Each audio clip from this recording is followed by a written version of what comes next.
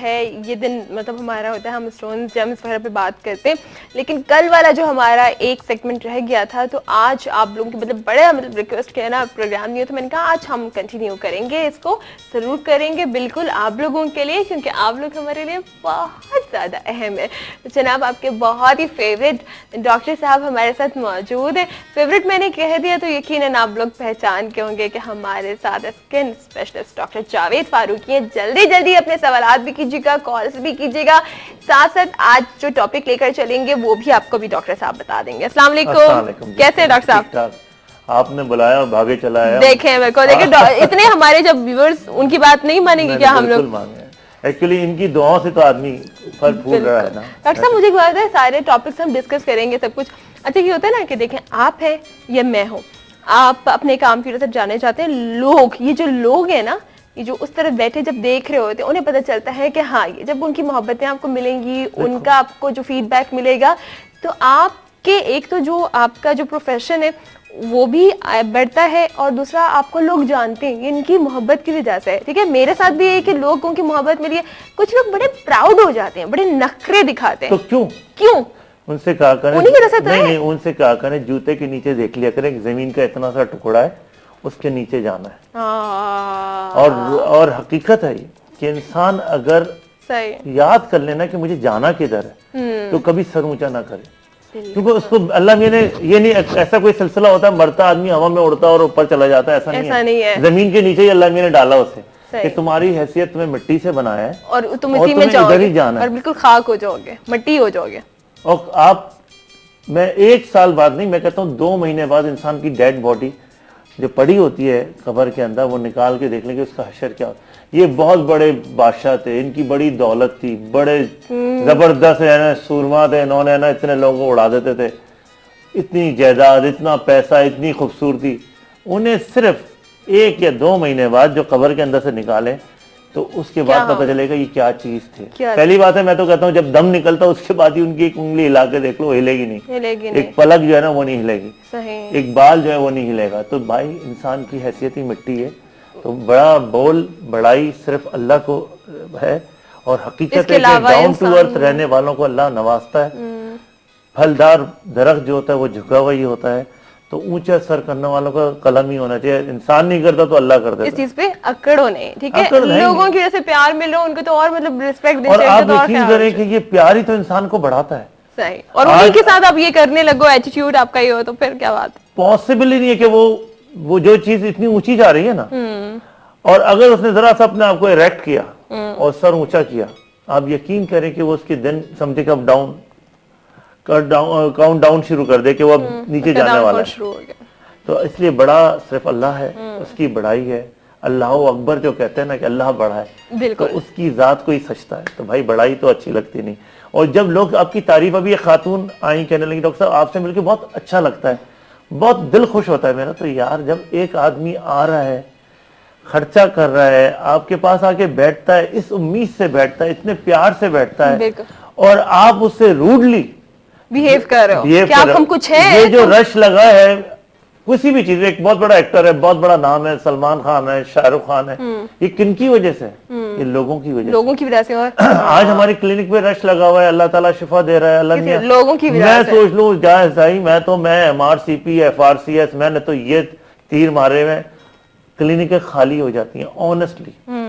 हमारे उन डॉक्टर्स की जो बड़े सूरमा अपने आप को समझते हैं कि हमारा बहुत, अल्लाह आपकी प्रैक्टिस, आपकी पढ़ाई, आपकी एजुकेशनल ठीक है, यही लोग ना हो तो आप जिनको एक केस खराब हो जाता है ना, फिर आपको पता चलता है कि कितना बड़ा नुकसान है। तो शिफा अल्लाह मियां देते हैं। और भाई सर को झुका के रखो, किसी भी फील्ड में, आप बहुत बड़े CEO किसी चीज में भी कुछ भी हो, आपको सर झुका के चलना है। ये जो है ना, ये भी आप समझे कि इतनी खूबसूरत बात है जो आपकी खूबसूरती को और भी बढ़ा सकती है। ये चीजें याद रखें। डॉक्टर साहब अपने सारे टॉपिक को डिस्कस करने से पहले एक इतनी खूबसूरत बात शेयर कर देते हैं कि मजा आ जाता है। साथ साथ डॉक्टर साहब आज कॉल्स भी लेंगे, ठीक है? फिर अभी टॉपिक भी बताते हैं। अस्सलाम वालेकुम। हेलो अस्सलाम वालेकुम। वालेकुम सलाम जी, अपना नाम बताइए। मैं जहांगीर बात कर रहा हूँ मरी से। जी जहांगीर, कैसे हैं, क्या कहना चाहेंगे? अल्लाह का शुक्र है, अल्लाह का एहसान है। जी जहांगीर, क्या कहना चाहेंगे? जी आप लोग किस मौजूद पे बात कर रहे हैं? हम लोग तो स्किन के मौजू पे बात कर रहे हैं मेरे भाई। जी, स्किन पर बात कर रहे हैं, जल्द के बारे में बात कर रहे हैं। किसके बारे में? डॉक्टर साहब बात सुन जाए। अच्छा, तुम पहले तो बताओ मरीज से बात कर रहे हो जहांगीर?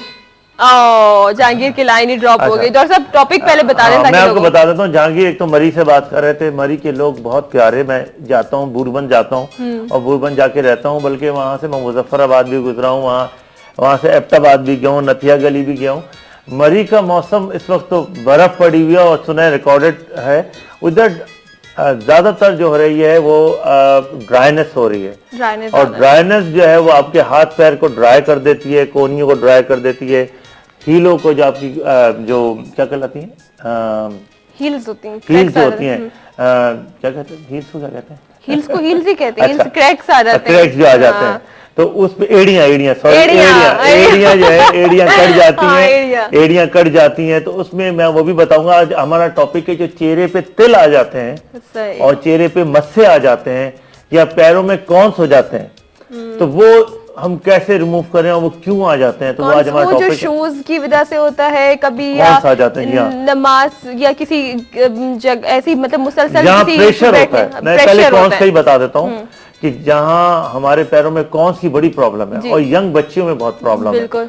वो पहले इतनी नहीं होती थी, लेकिन आजकल मैं देखता हूँ कि टीन एज में मोस्टली बच्चियों में, लड़कियों में, उनके पैरों में कॉन्स निकल आती हैं और वो इतनी तकलीफ दे कॉन्स होती हैं कि उसको अगर वो, क्योंकि नेचुरली वो टेनिस शू पहनती हैं, जॉगर्स पहनती हैं और उनका फ्लैट जो पैर होता है ना, वो कर्व, जहाँ आर्च नहीं होता। हमारे पैर में आर्च होना तो इतनी प्रॉब्लम नहीं होती।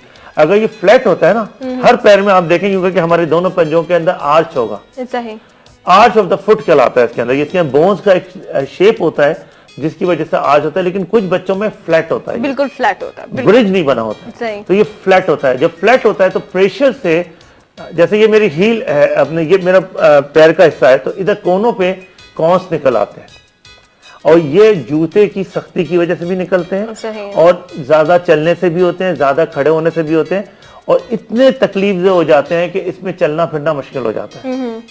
तो इसकी बहुत सारी चीजें होती थी। कॉर्न टेप भी आती है इसके अंदर, कुछ ऐसी सैलिसिलिक चीजें आती हैं जो हम इसमें लगाते थे, लेकिन वो इतनी यूजफुल नहीं होती हैं। लोग चूने लगवा देते हैं, वैसे तो चूना लगा ही रहे हैं सब लोग, लेकिन इसके भी चूना लगा देते हैं और नुकसान पहुंचा देते हैं। तो इन कॉन्स के लिए, और ये इतनी पेनफुल होती है कि अभी हमने पिछले हफ्ते एक साहब PIA में थे, उनका कस्टम का काम था, तो वो 12-12 घंटे कस्टम में खड़ा रहना पड़ता था उन्हें।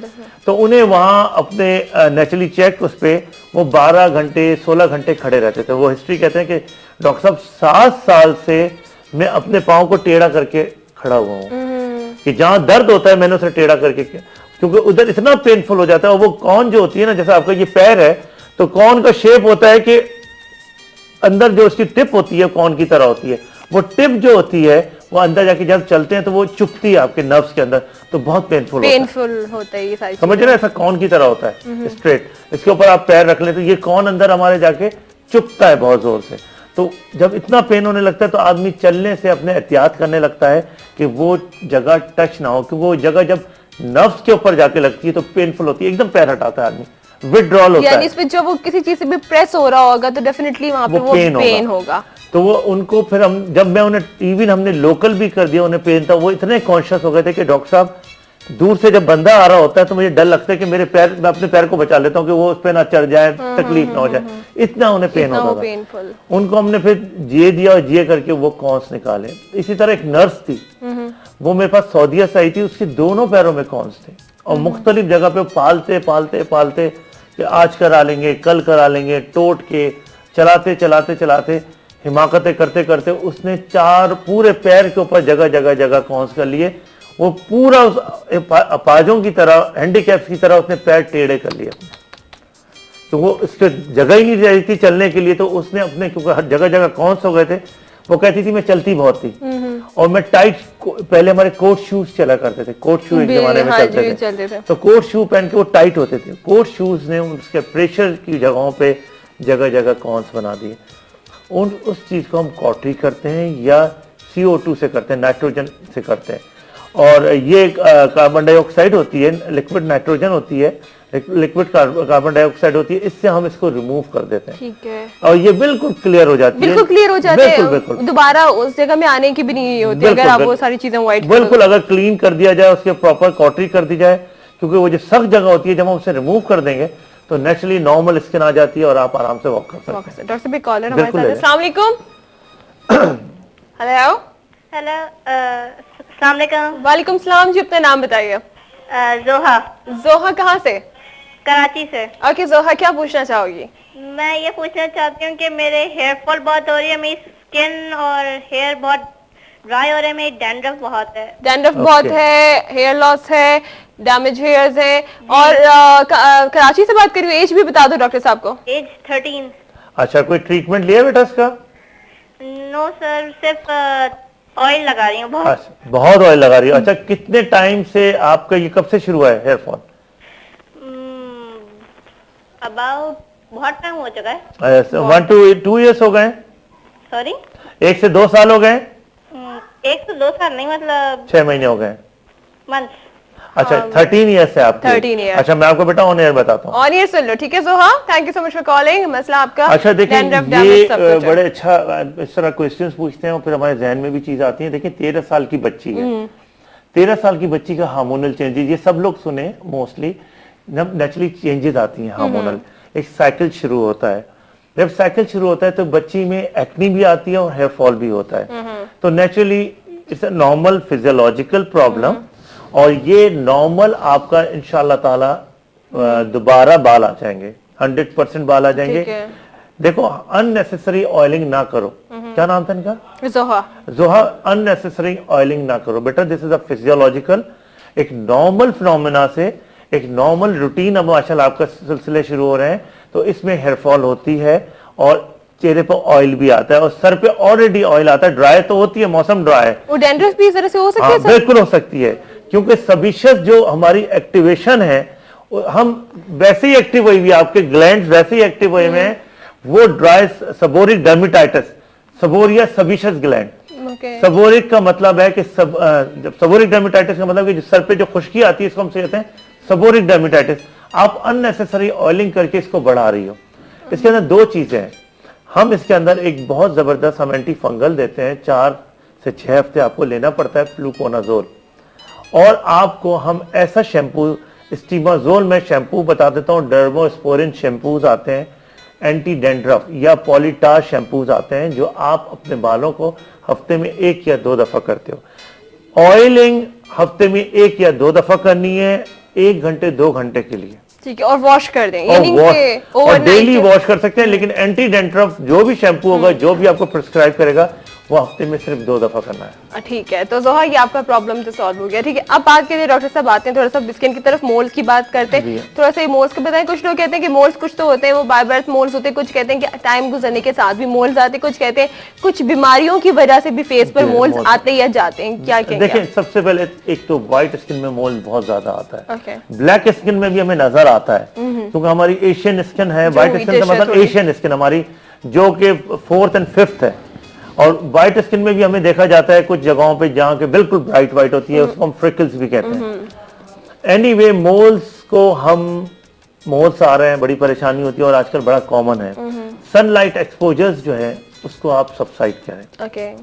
सनलाइट, यंग एज में आप अगर रूटीनली बहुत ज्यादा सनलाइट में जा रहे हैं, तो एक पेशेंट आके वो कहता है कि मैं 6 महीने साल से मेरा एक रूट है जिसपे मैं जाती हूँ, उधर एक पिगमेंट भी आ रहा है और मोल भी उधर ज्यादा होते चले जा रहे हैं। कुछ इनहेरिटेड मोल्स होते हैं कि फैमिली में फैमिली में है आपके, मदर या फादर की साइड पे फूफियों को या खालाओं को ये मोल्स होते हैं, और उसकी वजह से ये तिल बढ़ते चले जाते हैं। मोल का मतलब है तिल जो है। अब इसके अंदर ये जहन बना लें कि कोई टोटका आपका नहीं चलेगा, पहले या जहन बना लें।